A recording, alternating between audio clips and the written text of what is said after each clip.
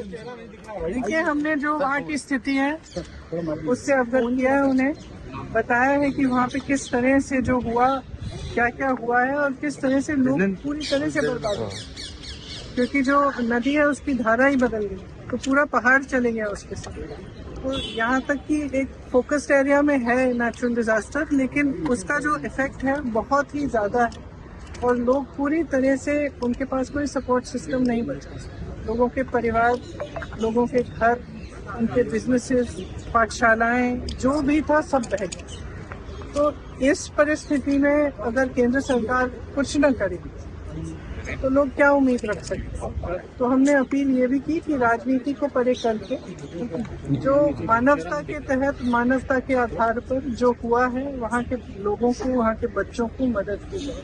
मैंने ये भी जिक्र की कि मोदी जी गए थे और वो मिले पीड़ितों से, और जब मैं उन पीड़ितों से मिली, उनकी एक उम्मीद थी कि प्रधानमंत्री जी आए हैं, कुछ मदद मिलेगी, और अभी तक कुछ मदद नहीं मिली है। ये दुख की बात है और मैंने सिर्फ ये अपील किया है कि राजनीति को परे करते हुए जितनी मदद कर पाए करें। क्या भरोसा मैम, सरकार ने कोई आश्वासन दिया है? मैम होम मिनिस्टर ने क्या आश्वासन दिया, और आप लोगों ने प्रधानमंत्री से मिलने का समय मांगा था, क्या आगे पीएम से भी मिलेंगे?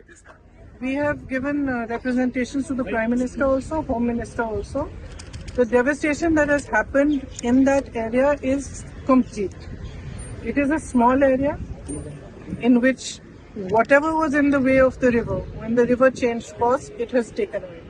So it is not just a question of people losing one member of a family, or maybe some part of their home, or some part of their life. The people who are affected have lost absolutely everything.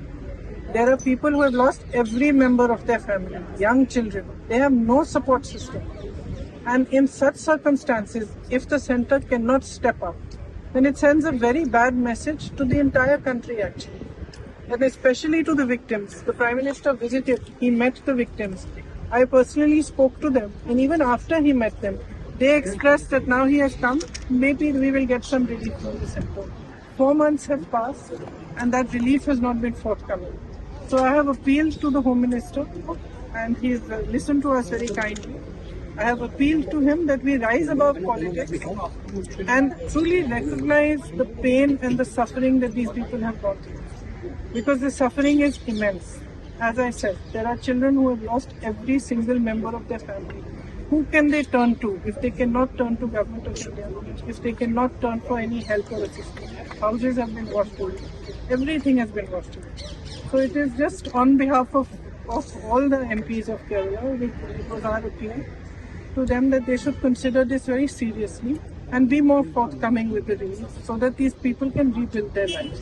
Ma'am home minister ने क्या आप लोगों को कहा, और कल बताया जा रहा है कल शाम तक उन्होंने कहा कि कुछ डिटेल्स देंगे, क्या उन्होंने कहा है? जो किया गया है और जो हो सकता है, इन दोनों चीजों की डिटेल हमें कल शाम तक दे देंगे। तो हमने ये इच्छा व्यक्त की कि जितना भी हो सके वो कर पाए तो करें, क्योंकि स्थिति वहाँ पे काफी खराब है।